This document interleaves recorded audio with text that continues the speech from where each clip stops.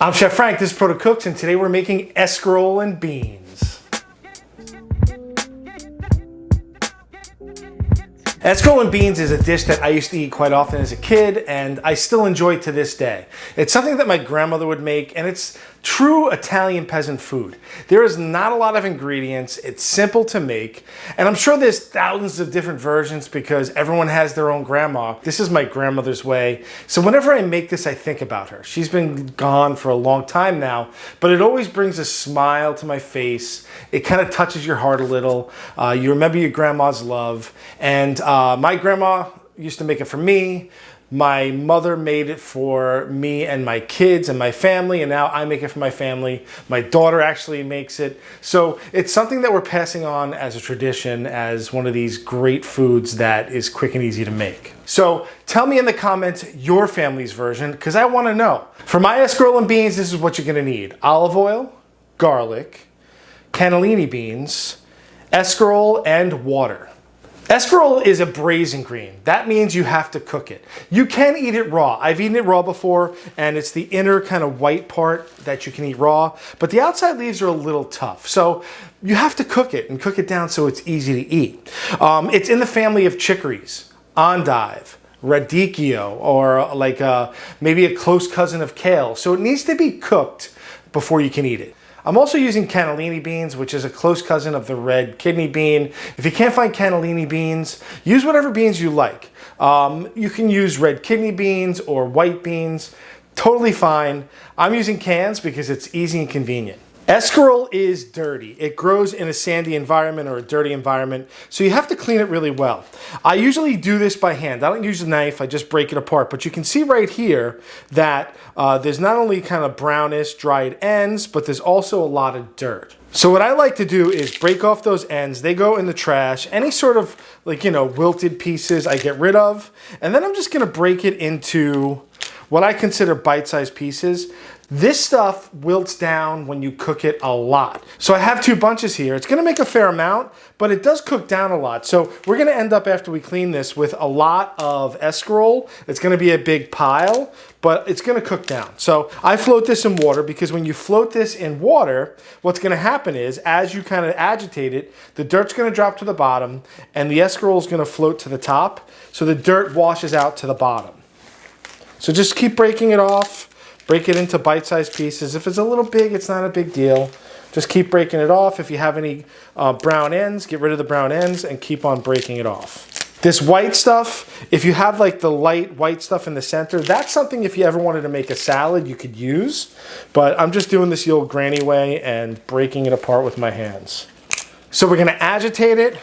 We're gonna let it sit for a minute for all that dirt to settle out, and then we'll strain it. Now that this has sat for a few minutes in the cold water, I'm gonna get in there with my fingers. I call these salad fingers, right? You get in there with those salad fingers. You don't wanna grab it and kind of bunch it together. Salad fingers will let the water drip out. If you don't wanna do salad fingers, you can always use a spider, but I don't want dirty equipment because I have to wash it. So get in there with your salad fingers. Make sure you let it drain out. Put it into a colander. Now, a lot of people will be tempted just to take the escarole and just dump it into the colander, but the problem with that is that any dirt that's in this bowl that's sunk to the bottom, you're now pouring over the top. That's why we use the salad fingers or a spider. Let me finish the rest of this and then we'll get to cooking. I have everything I need in front of me to make the dish. I took my beans out of the can, but I also have 2 cans of water. So if you look at that, my grandmother used to rinse out every can. She makes tomato sauce, she makes beans, the cans get rinsed, but we're gonna use this water and we're gonna use the juice from the beans because that actually helps thicken it a little. So don't throw the bean juice away and don't get rid of the cans. Just put some water in the cans. The pot is getting hot. I'm gonna add my olive oil in. I'm just using 100% olive oil. Nothing too complicated. And then I'm gonna do this granny style. She used to just get a paring knife and rough chop this. Believe it or not, my grandmother did not like garlic. So she would probably just cut it into big chunks because she could scoop it out easily. Just flavor the oil. I just cut it into big chunks because that's how I remember it. I'm just gonna cook this until it gets fragrant and slightly brown. I can still see her in my head doing this. It's ridiculous, And she's been gone for a long time now, but I could still see it. Food memories are super strong, especially in my family. All right, just get in there and we're gonna get it lightly brown. Once you start seeing the garlic get a little brown and a little toasty, I'm gonna add the escarole all at once. When you add this, because it has water on it still, remember I said I'm not draining it all that well. A little bit of water on here is okay.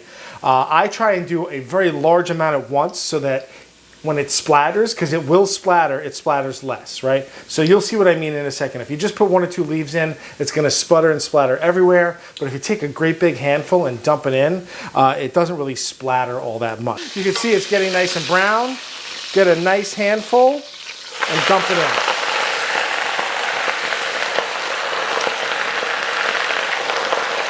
So after that initial kind of splattering, I'm gonna add, actually I'm gonna season up right now. I like to season now because just want it to cook with some seasoning. But not only that, when I add my beans to this, it's gonna wash the salt to the bottom kind of and season it, right? Put your water in, and my grandmother would always rinse anything that had juice in it. I'm gonna hit it with a little black pepper. Make sure everything goes everywhere. I'm gonna give it a quick stir. Make sure you don't burn yourself on that pot. I'm gonna give it a quick stir, just so everything's combined. And now I'm just gonna let it go. The lid goes on, and I'm gonna let it simmer for about a half hour. So we're about halfway there. You can see that the greens have wilted down a lot. The soup is getting a little thick. The greens will not stay bright green. They'll get a little army green, which is okay. That's the way this is served. But they're starting to break down nicely. The smell is divine. So we're gonna let it go and simmer away happily. It's just like little bubbles for about another 10 minutes, 15 minutes. This looks just about done to me. Let's give it a taste and see how it is right now, see if it needs to be adjusted, and then we'll plate it up. Just a little bit of the soup. Seasoning is dead on. Good job, Frank, good job. Let's plate it up and garnish it and give it a real taste. Before we give it a taste, I want to garnish it up the way that I like it. I like to put chili flakes in there. Don't go too crazy because this will burn you up a little. Pecorino Romano cheese. Pecorino Romano cheese is one of my favorite grating cheeses. You can use Parmesan if you like it, but honestly, I think Pecorino Romano is just better. I'm sorry, people who love Parmesan. My wife likes to garnish this with a little pat of butter. She's Irish, we'll forgive her for it. A little bit of black pepper, and of course, a nice loaf of bread. All right, it's my favorite time to taste. I have my Star Wars tasting spoon. I'm gonna give this a little stir, mix that cheese in. Just get some of that soupy broth.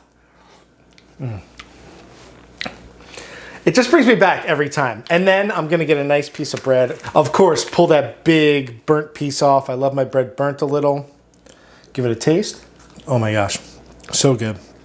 Get a little bit of the greens and some of the beans. It's amazing to me how soft and tender the greens get.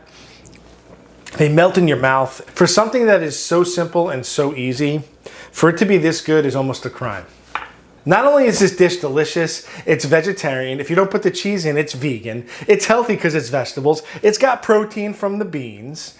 It's cheap. It's a one-pot meal. It hits all of the spots.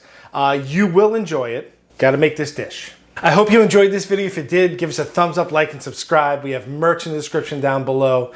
We also have a P.O. box. I want to thank my Patreon patrons for supporting us. Thank you so much. And that is my escarole and beans. I'm Chef Frank. This is Proto Cooks. Have a great day.